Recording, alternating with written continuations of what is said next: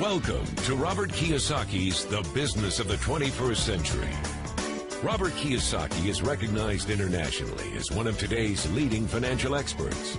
The author of the best-selling Rich Dad, Poor Dad, his books have been translated into 51 languages in 109 countries and sold more than 28 million copies worldwide. Robert has spent his life educating people on how to attain financial freedom. Now, through this special video presentation, he explains why network marketing is indeed the business of the 21st century, and how you can take advantage of its opportunities to create the life you desire. Hello, I'm Robert Kiyosaki. I'm the author of this book, Rich Dad, Poor Dad. I want to welcome you to the business of the 21st century. For those of you who may not be familiar with this book, it was published in 1997, a self-published book, and it went all around the world, and in 2000 it made the New York Times bestseller list. It was the only self-published book that made it.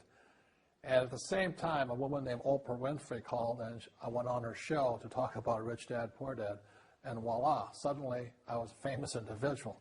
So today this book has now sold approximately 25 million copies in 100 different countries and 50 different languages.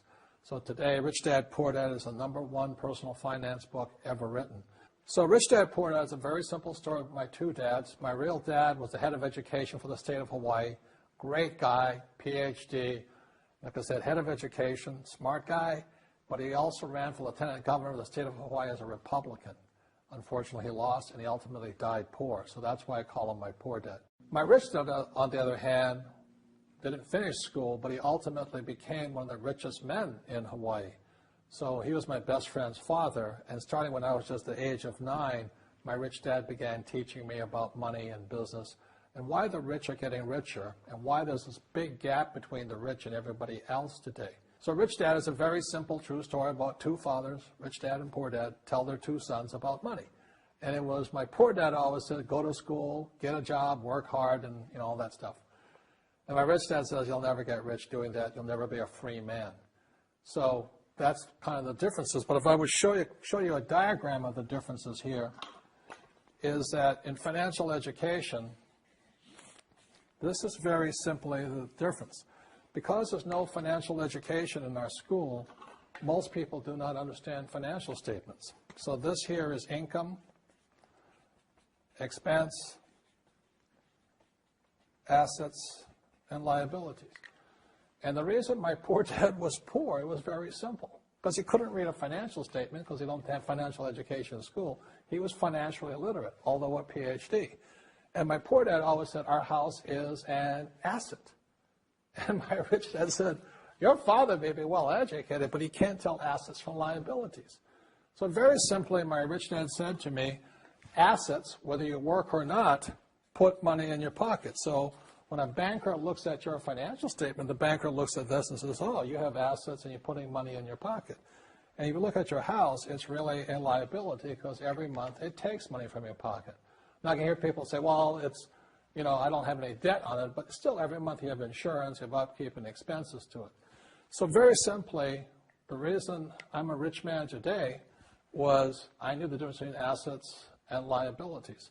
And I get richer and richer because every year I add more assets to my balance sheet here.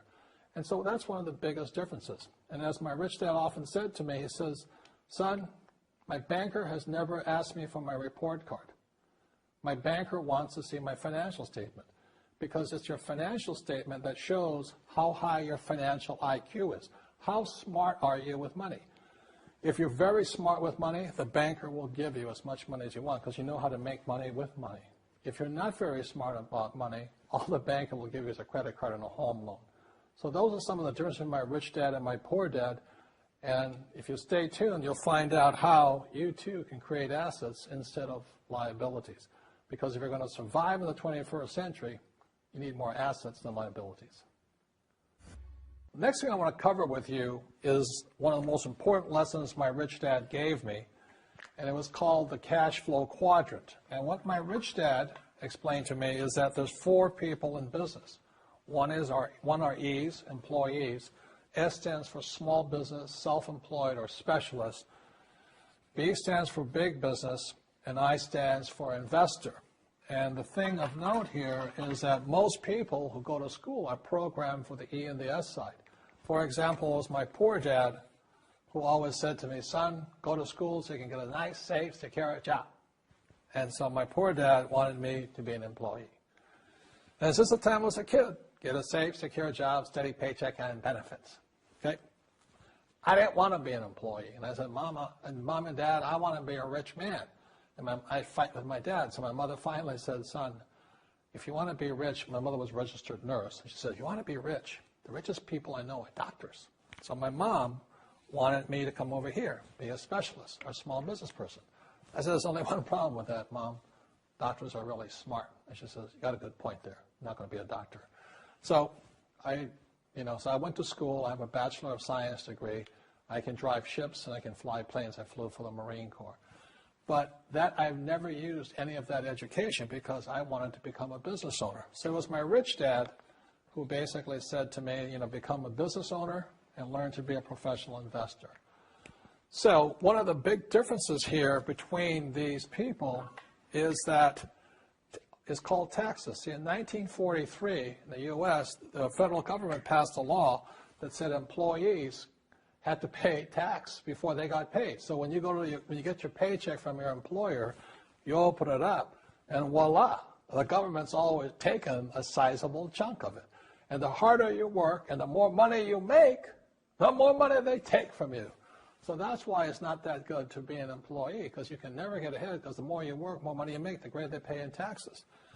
Now, the doctors and lawyers and attorneys, accountants were all laughing, saying, oh, these guys, they're getting paying a lot of taxes. So naturally, the federal government changed the laws again. So in 1986 in the U.S., a thing called the 86 Tax Reform Act, and it basically took a lot of the benefits away from people who are self-employed, small business, doctors, and lawyers. So today in America, unfortunately, these guys pay the highest percentage in taxes. It is tragic. And a lot of people think they're investors, but what they're really doing is they're just giving their money to people like mutual funds, companies, and all that. So they're investing, but they're not really investors. See, the big tax breaks are on this side. The laws are pretty tight here, but this area is very, very gray. So by being a business owner on the right-hand side of the quadrant, you can make a lot more money and pay a smaller percentage of taxes legally. And the key word is legally. In the investor quadrant, it is possible to make millions of dollars and pay 0% taxes legally. But you've got to know the difference. So one of the beauties of business for the 21st century is it allows people to make the transition from the E and the S side to the B side especially. And so you can become a big business owner. And the difference between an S and a B, small business and big business, is most of these guys can't quit working. Most small business owners, if they stop working for more than a month, the business collapses. They don't really have a business. Most of these people own a job.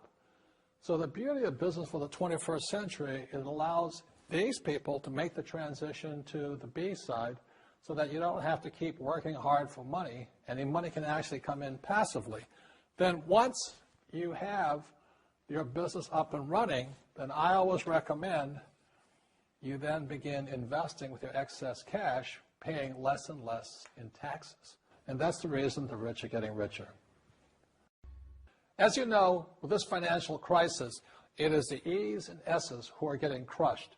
These people are competing with people in China and India for jobs, or Eastern Europe and things like this. So the idea of working hard to make more money is absolutely ridiculous. Plus taxes are just nailing these guys, plus inflation. So the business for the 21st century is designed to take people from this side to this side.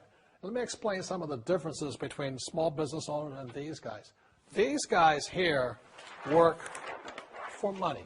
They work hard, they make more money, they get taxed. And the difference between the B quadrant people and I quadrant people is they build assets. So, rule number one is entrepreneurs make things happen, but they make different things happen. Instead of working for money, they work hard to build assets. So point two, it takes courage to be on the B and the I side. See, these guys here want a steady paycheck. They want to get paid today. But the big difference and why it takes courage is these guys, it takes time to build an asset. But most importantly, point 3, for true entrepreneurs who build assets, it'll bring freedom. Now, one of the problems with this area, as you know, it takes capital. In other words, it takes a lot of money to buy some of these apartment buildings, to build a business and things like this. But there is a way. There is a way to do it with very little capital, and that's what I'm here to talk to you about. It's about a business for the 21st century. As an entrepreneur, I have built many businesses from scratch, and as some of you know, a lot of them crashed also. Statistics show that most new businesses fail within the first 5 years, 90% in fact. And of the 10% that survive, the remaining 10% crash in the second 5 years. So in other words, most are gone in 10 years.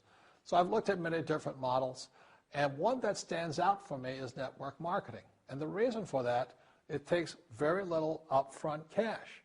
It is low overhead. You can do it part-time. It means keep your daytime job, but do this part-time.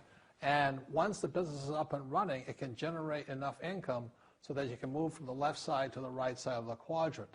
So let me tell you about my introduction to network marketing, because I had a very closed mind to it. Since I can build my own businesses, I said, why do I need a network marketing business? But about 15 years ago, I have a good friend, his name is Bill, and this guy is the best real estate investor I know. He has tons of assets in here. So I said, Bill, why did you start a network marketing business? And his answer was very simple. He says, it's my way of helping people. But more importantly, he says, the reason most people can't invest in real estate is because they don't have a business. They don't make enough money simply because taxes, debt, inflation, and retirement savings are killing them. They cannot even invest. So my friend Bill, who is a professional real estate entrepreneur, he says, I started a network marketing business so the people that worked with me could start their own business and then invest money with him. So with that, I realized then that network marketing wasn't about making money, but it was about helping people to help other people make money so they become financially free. So the beauty of network marketing, I said, like it's very low entry point, doesn't take much money, you can do it part-time. And where you profit is in most big corporations is they spend millions, sometimes billions of dollars in advertising. So rather than give that money to advertisers, network marketing depends on building a network. It's called word of mouth, like you recommend a movie to a best friend.